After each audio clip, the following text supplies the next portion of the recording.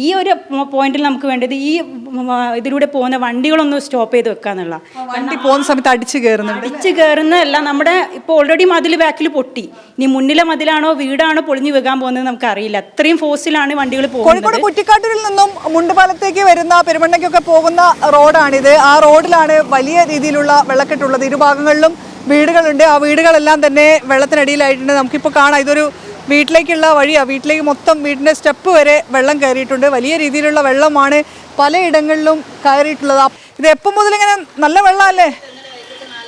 4 മണിക്ക് ശേഷം രാത്രി ഇന്ന് നേരം വെളുക്കുമ്പോഴേക്കാണ് ഇത്ര കൂടി വന്നത്. ഞങ്ങൾക്ക് ആദ്യം ഇവിടെ ഡ്രെയിനേജ് ഉണ്ട്. ആ ഡ്രെയിനേജ് റോഡ് ഇവിടെ ഉയർത്തി കെട്ടിയില്ലേ, അതുകൊണ്ടാണ് അപ്പം ഇങ്ങനെ വെള്ളം വരാൻ കാരണം. എന്താ വെച്ചാൽ ഞങ്ങളെ വേക്കിൽ മതിൽ പൊട്ടി ഇടിഞ്ഞു പോയോ? ഇടിഞ്ഞു പോയി. ഈ സാധനം ഇതിനെന്തെങ്കിലും ഒരു പരിഹാരം കാണാൻ കളക്ടറോട് നിങ്ങൾ പ്രത്യേകിച്ച് പറയണം. എല്ലാം എന്താ ചെയ്യുക? അപ്പം നമുക്ക് ഈ റോഡ് ഇങ്ങനെ ഉയർത്തിയതുകൊണ്ടാണ് നിങ്ങൾ ഇങ്ങനത്തെ സങ്കടത്തിലായത്. ഇപ്പം ഈ എന്തെങ്കിലും ഡ്രെയിനേജ് വന്നിട്ടല്ലാതെ ഞങ്ങൾ ഈ കുഞ്ഞു മക്കളെയായിട്ട് എന്താ ചെയ്യുക? അതിനെന്താ ഒരു പരിഹാരങ്ങൾ കാട്ടിത്തരും. ഈ സാധാരണ ഇങ്ങനെ വെള്ളം പൊങ്ങാറില്ല. ഈ റോഡ് ഇങ്ങനെ വന്നതുകൊണ്ട് അങ്ങനെ റോഡ് ഉയർത്തി കെട്ടിയും കൊണ്ട് അത് നമ്മൾ പറയും. നല്ല വെള്ളം ഉണ്ടല്ലേ? അകത്തേക്ക് കയറിയിരുന്നോ? അകത്തേക്ക് കയറിയിട്ടില്ല. ഞങ്ങൾ ഇവിടെ ഈ സ്റ്റെപ്പ് വരെ കയറിയിട്ടുണ്ടായി. പിന്നെ ഇപ്പം അതിനുശേഷം ഇപ്പോൾ ഇന്നലെ രാത്രിയാന്ന് തോന്നുന്നു മതിൽ ബാക്കിൽ പൊട്ടിയിട്ടുണ്ടായി. അതിനുശേഷം ഒന്ന് വെള്ളം അങ്ങോട്ട് ഒഴുകി പോകുന്നുണ്ട്. അതുവരെ ഇവിടെ വെള്ളമായിരുന്നു. വീട്ടിനകത്തൊക്കെ സാധനങ്ങളൊക്കെ ഉയർത്തി വെച്ചിരിക്കുകയാണ്, ഫുള്ള് കാലിയാക്കിയിരിക്കുക. ഞങ്ങൾ ഇപ്പം ഇന്നലെ രാത്രി ഞങ്ങൾ 3 പെണ്ണുങ്ങൾ മാത്രമേ ഇവിടെ ഉണ്ടായിരുന്നുള്ളൂ, സ്ത്രീകൾ മാത്രമേ ഉണ്ടായിരുന്നുള്ളൂ. വീടുകളിൽ സ്റ്റെപ്പിലൊക്കെ വെള്ളം കയറിയിട്ടുണ്ട്. വീട്ടിലേക്കൊക്കെ വെള്ളം കയറാനുള്ള ഏകദേശം വീട്ടിലേക്കൊക്കെ വെള്ളം കയറുന്നു. ഇനിയും വെള്ളം പൊങ്ങുകയാണെങ്കിൽ, മഴ നിൽക്കുകയാണെങ്കിൽ വീടുകളിലേക്കൊക്കെ വെള്ളം കയറും. ഇവരെല്ലാം സാധനങ്ങളെല്ലാം മുകളിലോട്ടൊക്കെ കയറ്റി വെച്ചിരിക്കുകയാണ്. എല്ലാം സോഫയൊക്കെ എടുത്ത് മുകളിൽ വെച്ചിരിക്കുക അല്ലേ? എല്ലാം എടുത്ത് വെച്ചിരിക്കുക. ഇതെല്ലാം ഇന്നലെ ഒരു നട്ടപ്പാതിരിക്ക് ചെയ്ത കാര്യങ്ങളാണ്.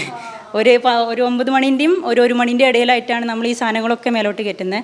രാവിലെ പിന്നെയും വെള്ളം പോകുന്നില്ല എന്ന് കണ്ടപ്പം അടുക്കളയിലുള്ള എല്ലാ പാത്രങ്ങളും മേലോട്ട് കയറ്റി. ഇപ്പം ഞങ്ങൾക്ക് മേലെ ഒരു ഫ്ലോർ ഉള്ളതുകൊണ്ടാണ് ഇങ്ങനെ കയറ്റാൻ പറ്റുന്നത്.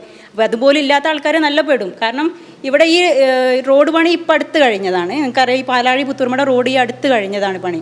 അതിൻ്റെ സമയത്ത് ഇപ്പോൾ പറഞ്ഞിട്ടുണ്ട്, അവിടെ നിന്ന് കല്ലും കിട്ടിയ സമയത്ത് തന്നെ അവർ അടുത്ത് പോയി പറഞ്ഞിട്ടുണ്ട് ഡ്രെയിനേജ് പ്രോപ്പറായിട്ട് ഇടണേ, അല്ലെങ്കിൽ ഞങ്ങൾ പെടും എന്നുള്ളത്. കാരണം അത് കുറച്ച് ഹൈറ്റിലാണ്. ഞങ്ങളിവിടെ 30 വർഷമായിട്ട് താമസിക്കുന്ന ആൾക്കാരാണ്. അതിന് ശേഷം വന്നതാണ് ഈ റോഡുകളൊക്കെ.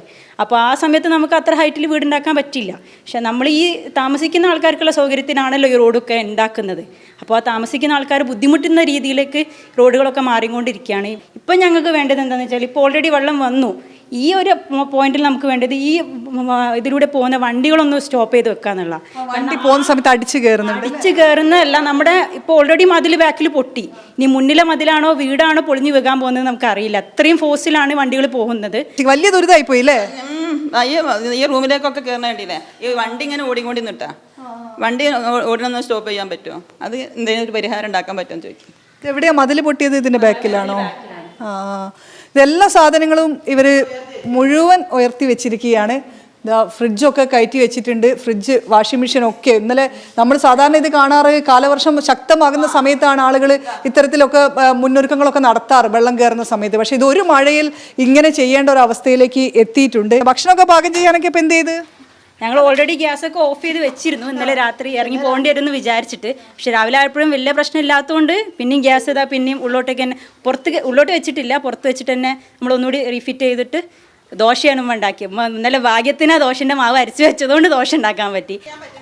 വീടിൻ്റെ എല്ലാ ഭാഗവും കിണറാണ്. തൊട്ടപ്പുറത്തൊരു കിണറുണ്ട്. ആ ഭാഗം മുഴുവനായിട്ട് പോയിട്ടുണ്ട്.